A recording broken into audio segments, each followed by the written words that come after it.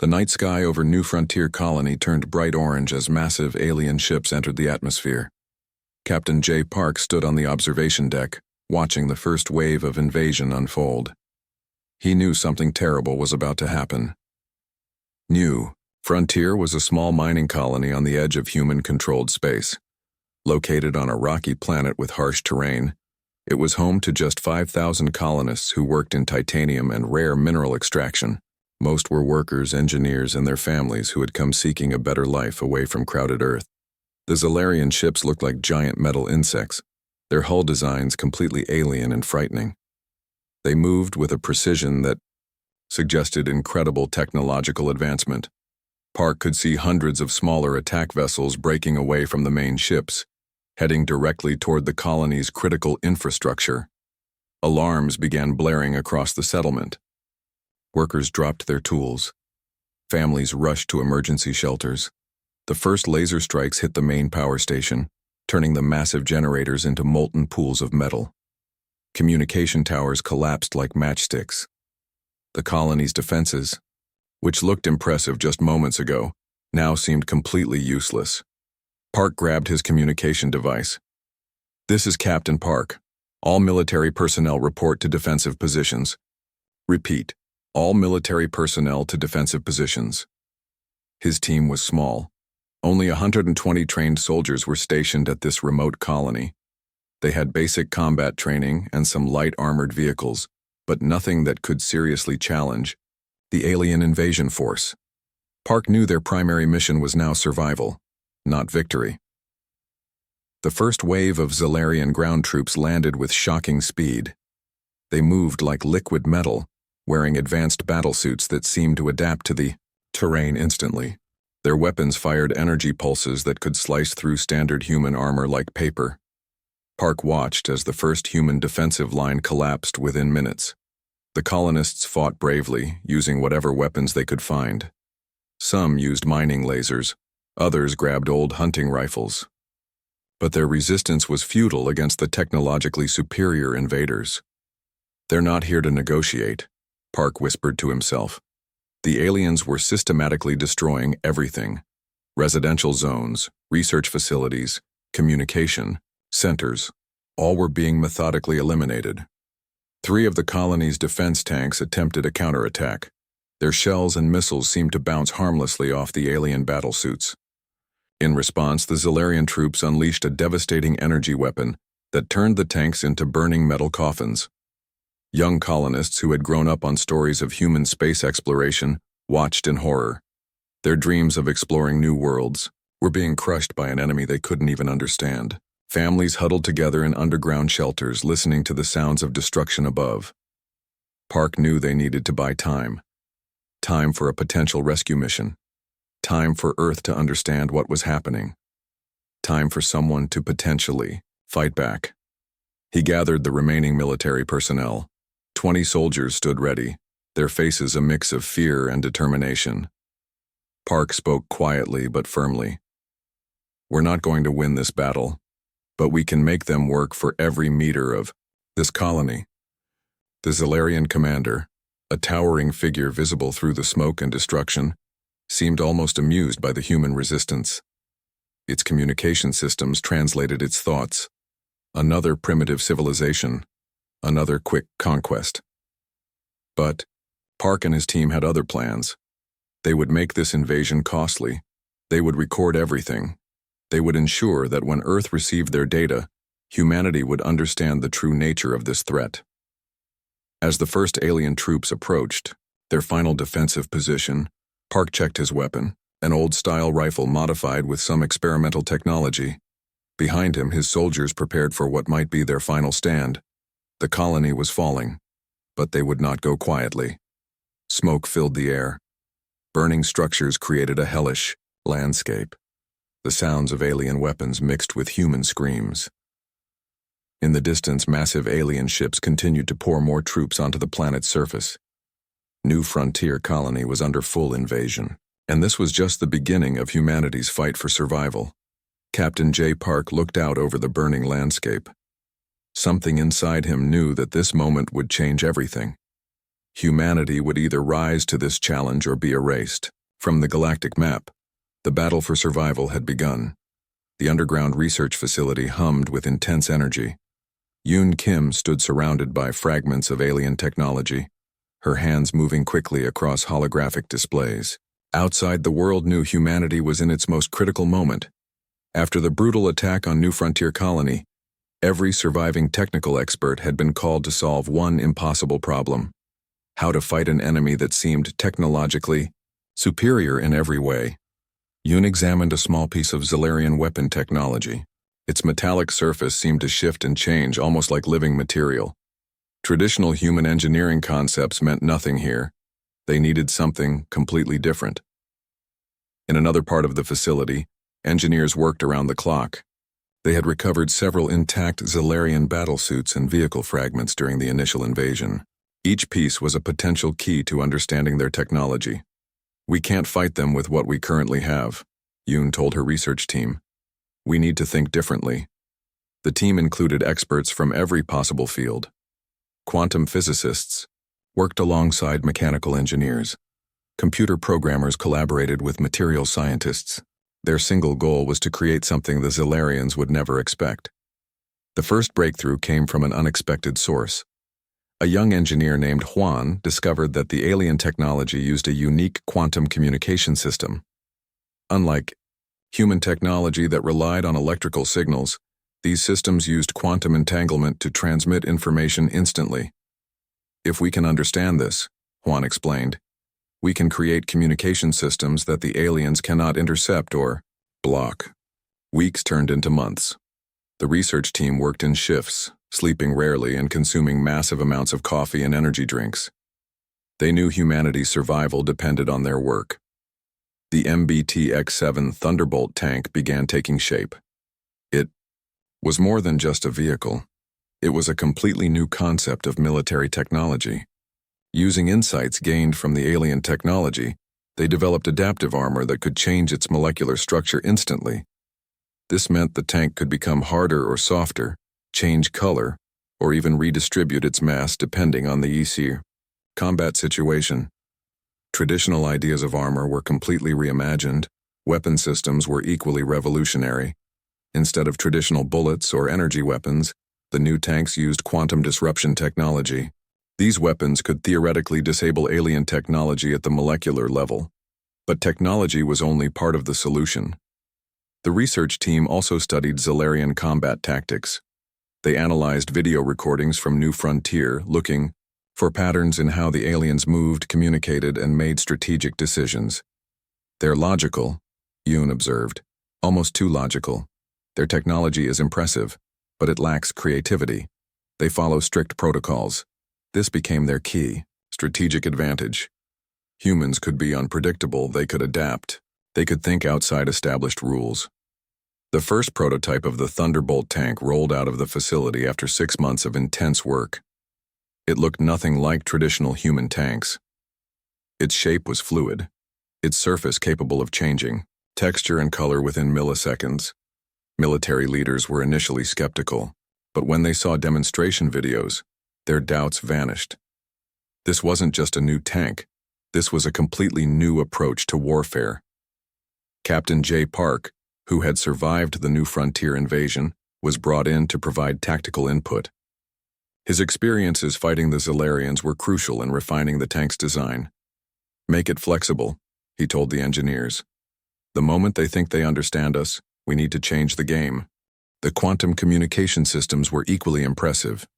Tanks could now share information faster than light, coordinate movements with unprecedented precision, and adapt their strategies in real time. Yoon knew they were creating more than just a weapon. They were creating a statement, a declaration that humanity would not be easily conquered. As the first batch of Thunderbolt tanks rolled out of the production facility, something changed in the global mood. No longer were humans feeling defeated. Now they were preparing to fight back. The technological adaptation had begun, and the Zilarians had no idea what was coming. The rocky terrain of Proxima Station trembled as Captain J. Park's tank battalion moved into position. Each MBT-X7 Thunderbolt tank hummed with new technology, their adaptive surfaces shifting like living metal against the dark landscape. Solarian forces had occupied this strategic outpost for months, believing it was a simple matter of holding their ground. They had no idea what was coming. Park watched through his advanced targeting system. The alien defensive positions looked impressive. Massive energy shields, multiple weapon platforms, and strategic high ground positioning. But something was different this time. Humanity was no longer playing by old rules. All units, Park communicated through the quantum link, prepare Phase 1 approach. The first wave of Thunderbolt tanks moved differently from anything the Zolarians had seen before. Instead of traditional military formations, they moved like liquid, splitting, merging, changing shape almost randomly. Solarian commanders watched, in confusion. Their predictive battle algorithms couldn't make sense of the human movement patterns. Where traditional military units would move in straight lines, these tanks seemed to flow like water, each vehicle communicating and adapting instantly. The first energy weapon strikes came from the alien defensive positions. Powerful laser pulses that had destroyed entire human settlements now struck the Thunderbolt tanks. But something unexpected happened. The tank's adaptive armor absorbed and redistributed the energy. Where a traditional tank would have been vaporized, these new machines simply shifted color, their molecular structure changing to disperse the incoming attack. Target acquired, Park's computer system announced. But this wasn't a standard targeting system.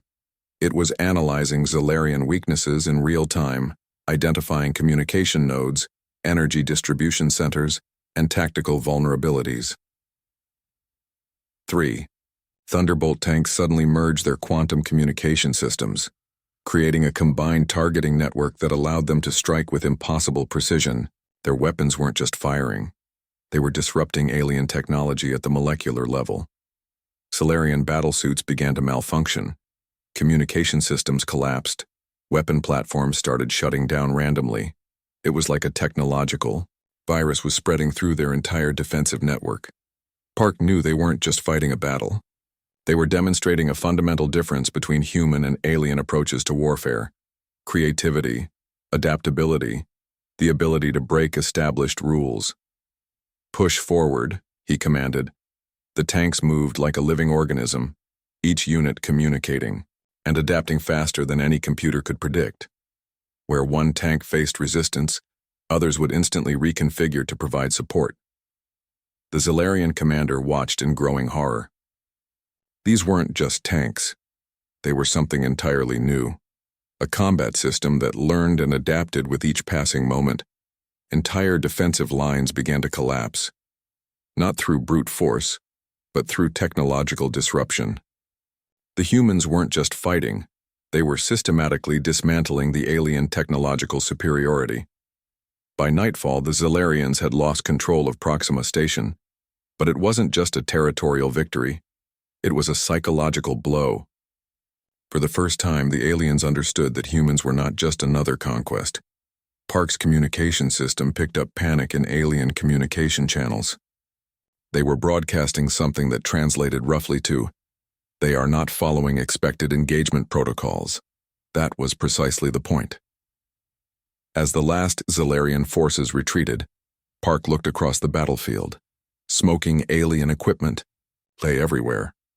But not a single human tank had been destroyed. They had turned the most technologically advanced invasion force in the galaxy into a retreating mess. The counteroffensive had begun, and humanity was just getting started, Admiral. Sung Choi stood on the command bridge, watching holographic displays of human tank formations. Thousands of Thunderbolt tanks moved across occupied territories, each one a weapon more advanced than entire alien squadrons from just months earlier. The Zolarian occupation zones stretched across 3 star systems. They believed their technological superiority made their control permanent. They were wrong. "Initiate strategic sectors Alpha through Gamma," Choi commanded. His voice was calm, but underneath burned a deep desire for revenge for the colonists lost during the initial invasion. The human tank battalions moved like a coordinated living organism. Where traditional military forces would have rigid formations, these units flowed and adapted. One tank would instantly communicate a threat to surrounding units, and the entire group would adjust within milliseconds. Solarian Commander Krell watched the human advance with growing concern. Their battle algorithms, which had conquered hundreds of civilizations, were failing completely. The humans weren't just fighting. They were rewriting the entire concept of warfare. Each Thunderbolt tank carried advanced quantum disruption weapons. These weren't traditional missiles or energy weapons. They could literally break down alien technological systems at the molecular level.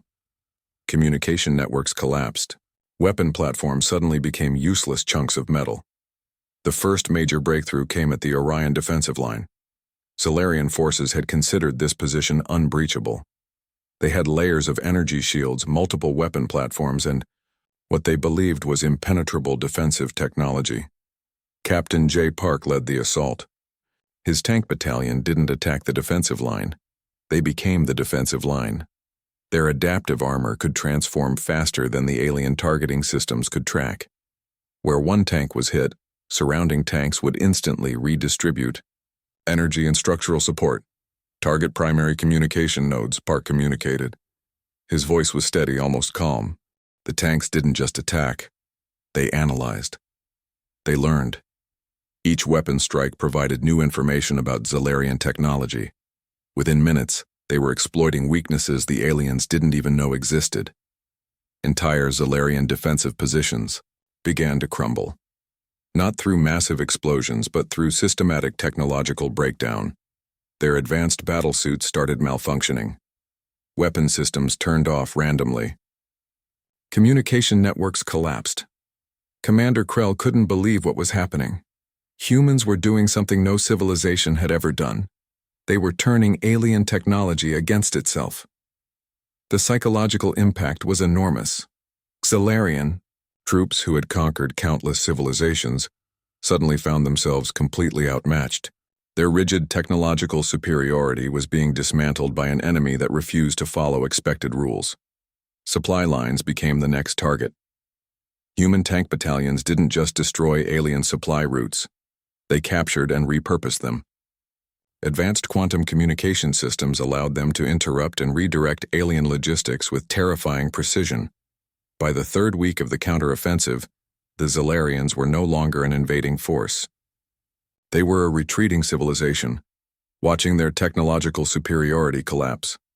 Admiral Choi understood something profound was happening. This wasn't just a military victory. This was a fundamental shift in how intelligent species approached conflict and technology. We're not just fighting, Choi told his officers. We're proving that creativity beats pure technological advancement every time. The Orion defensive line, once considered the Zalarians' most secure position, fell within 72 hours. Not through massive destruction, but through systematic technological disruption. As Zalarian ships began retreating, something unprecedented happened. They started broadcasting surrender signals. Not because they were completely destroyed, but because they realized they were facing an enemy they could not understand or predict. Humanity had broken the siege, and they had done it by doing what humans do best, being unpredictable, creative, and adaptive. The war was changing, and the galaxy would never be the same. The Orion Nebula burned with the remnants of the final battle. Captain J. Park's tank battalion stood as the last line of human defense, their Thunderbolt tanks glowing with quantum energy against the dark backdrop of space. Solarian forces had gathered every remaining ship, every last weapon system for this ultimate confrontation. They believed this would be the moment they would crush human resistance forever. They were wrong. Park's communication system crackled with information. Thousands of human tanks moved like a single living organism, their adaptive technology creating patterns of movement that defied traditional military logic. Where alien strategists expected structure, humans brought chaos. The first wave of Zalarian attack ships approached. Massive energy weapons charged, ready to unleash destruction. But something unexpected happened. The human tanks didn't just defend, they transformed. Adaptive armor shifted molecular structures. Quantum communication systems created impossible targeting networks. Each tank became more than a weapon. It became a living, thinking combat unit. Commander Krell watched, in growing horror. His battle algorithms, which had conquered hundreds of civilizations, were collapsing. The humans weren't following any known combat rules. They were creating new rules with each passing moment. Entire sections of the Zilarian fleet began to malfunction. Weapon systems turned against themselves. Communication networks dissolved. It wasn't just a battle, it was a complete technological breakdown. Park's voice remained calm. "Concentrate quantum disruption on primary command ships, Wang," he instructed. His tank battalion moved like water, flowing around alien defenses, striking with impossible precision. The battle wasn't about destroying ships, it was about dismantling. An entire technological approach to warfare. Humans were proving that creativity beats pure technological advancement. Xilarian troops began to panic. Their rigid military structure, which had worked for thousands of years, was falling apart. They were facing an enemy that could think faster than their most advanced computers. Admiral Sung Choi watched from the human command center. Each moment confirmed something profound. Humanity was no longer just surviving. They were becoming a galactic power. The quantum disruption weapons did more than destroy. They learned. Each strike provided new information, new ways of understanding alien technology. The humans weren't just fighting. They were evolving in real time. By the third hour of the battle, the Zilarian fleet was no longer attacking. They were desperately trying to survive. Entire squadrons of ships became useless chunks of metal. Their advanced systems completely neutralized. Commander Krell made a decision no Zilarian leader had ever made before. He broadcast a surrender signal, not because they were completely destroyed, but because they realized they were facing an enemy they could not understand or predict. The final moments of the battle were almost anticlimactic. Human tanks moved through the disabled Zilarian fleet, their adaptive armor shifting colors, their quantum systems continuing to analyze and learn. Park understood this was more than a military victory. This was a statement about human potential, creativity, adaptability, the ability to transform and grow faster than any established system. As the last Zilarian ships retreated, something remarkable happened. The human tanks didn't celebrate with traditional military displays. They continued to analyze, to learn, to prepare for whatever might come next. The Orion Nebula, once a battlefield, now became a symbol of human resilience. Not through massive destruction, but through intelligent, adaptive technology, humanity had triumphed, and the galaxy would never be the same. Back on Earth, people watched the battle recordings. They saw something more than a military victory. They saw a fundamental shift in what it meant to be human. "We are not just survivors," the recordings seemed to say. "We are creators. We are adapters. We are the species that turns challenges into opportunities." The Zilarian invasion was over. Humanity's real journey was just beginning.